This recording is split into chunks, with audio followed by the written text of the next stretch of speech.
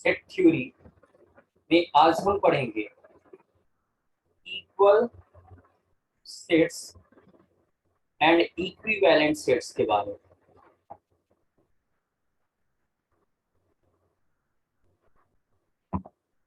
Equal sets and equivalent sets, यहाँ हम ये देखेंगे कि इक्वल सेट्स क्या होते हैं और इक्विवेलेंट सेट्स क्या होते हैं, फिर दोनों में क्या फर्क है ये भी यहाँ जानने और समझने की कोशिश करेंगे।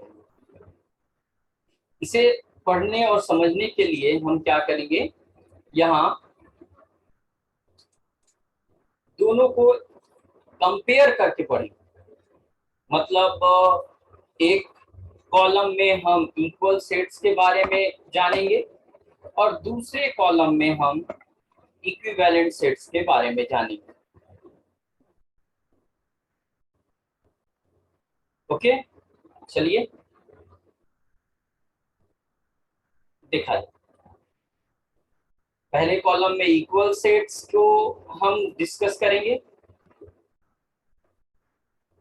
इक्वल सेट्स, और दूसरे कॉलम में हम इक्विवेलेंट सेट्स की जानकारी हासिल करेंगे।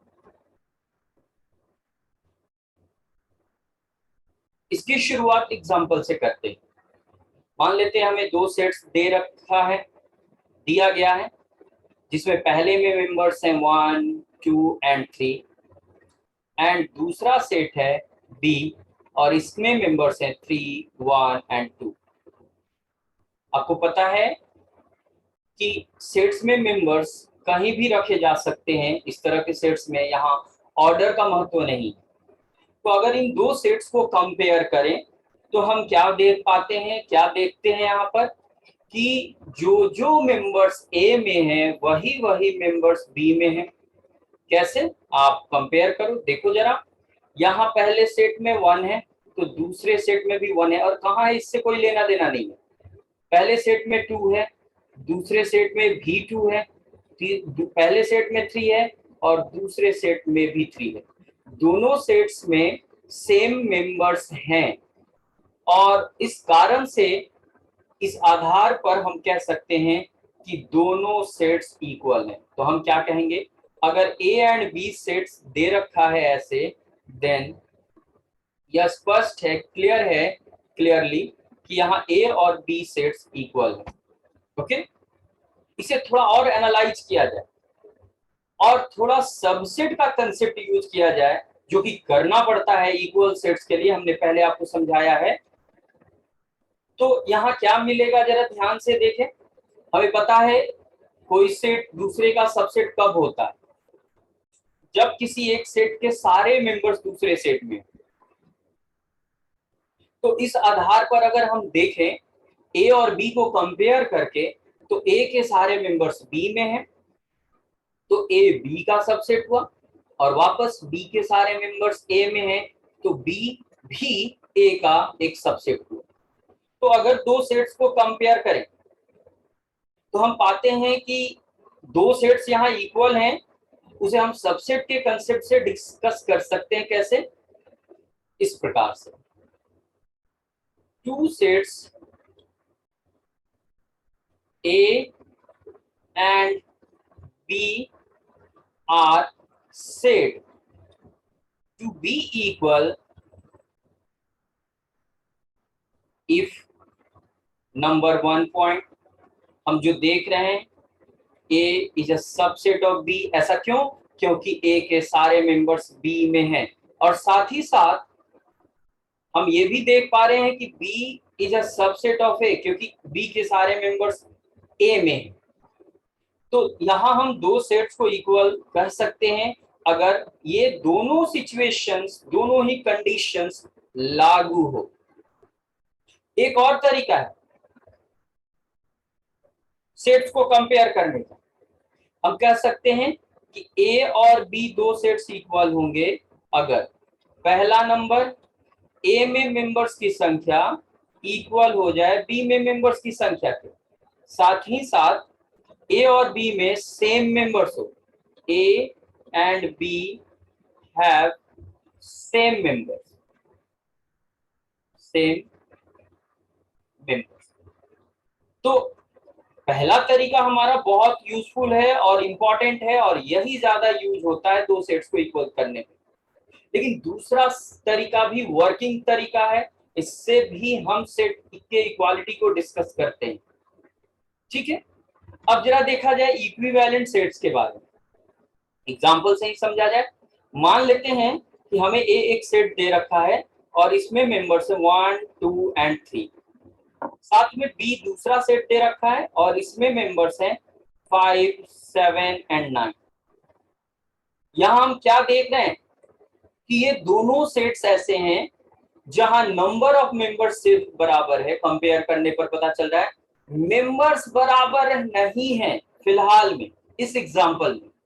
ऐसे सेट्स जिनमें मेंबर्स की संख्या बराबर हो, मेंबर्स क्या है इससे लेना देना नहीं है, लेकिन उनकी संख्याएं बराबर हो, तो ऐसे सेट्स को ही हम इक्विवेलेंट सेट्स कहते हैं। तो हम कह सकते हैं A and B are equivalent, equivalent sets.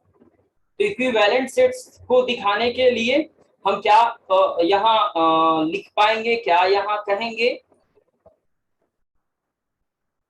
10 two sets, मान लेते हैं ए है एंड बी है, are said to be equivalent, are said to be equivalent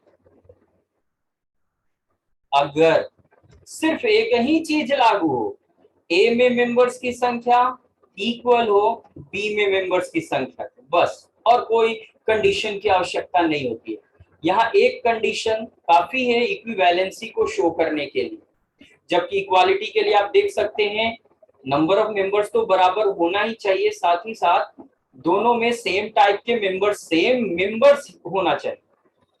ठीक है, एक एग्जांपल और यहाँ देख लें जो थोड़ा और इंफॉर्मेशन देगा आपको।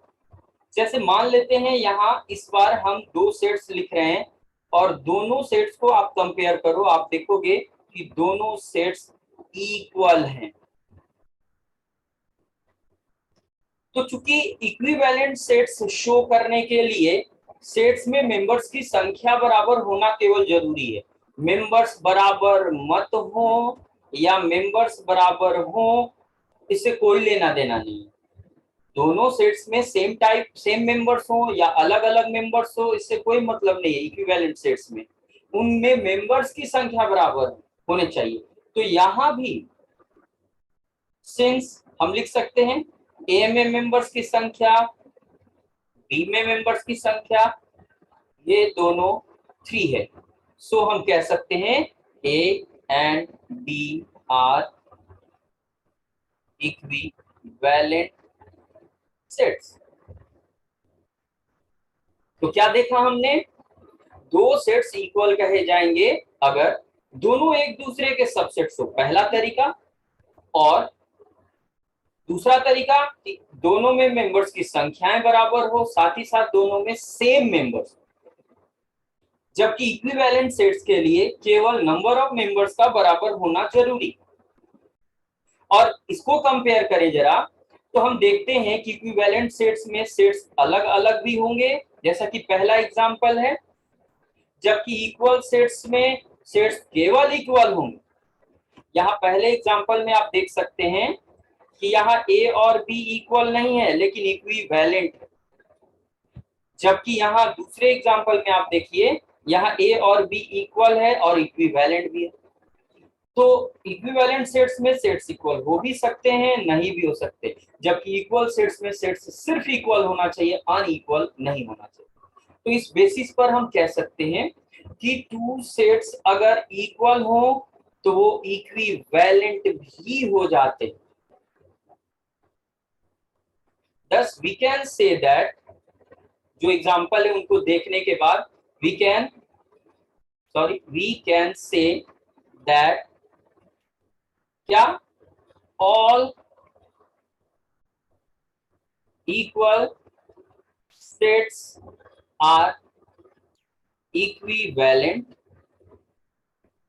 but all equivalent sets need not be यानी जरूरी नहीं है, need not be equal।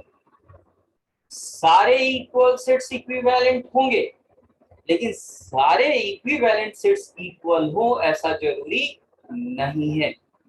और इस प्रकार हमने इस वीडियो में, इस क्लास में इक्वल सेट्स और इक्विवेलेंट सेट्स के बारे में जाना, समझा, सीखा। ध्यान देना है, इक्वल सेट्स जो होते हैं उसे शो करने के लिए सबसे जरूरी जो तथ्य है, तरीका है, वो है कि दोनों को एक दूसरे का सबसेट शो करना पड़ता है, तब दोनों सेट्स इक्वल होते हैं। जबकि इक्विवेलेंसी के लिए केवल नंबर ऑफ मेंबर्स यानी उनकी कार्डिनलिटी डिस्कस करनी होती है, नंबर ऑफ मेंबर्स बराबर होने चाहिए। तो इस क्लास में हमने इक्वल और इक्विवेलेंट सेट्स के बारे में जाना, बस इसमें इतना ही। Thank you.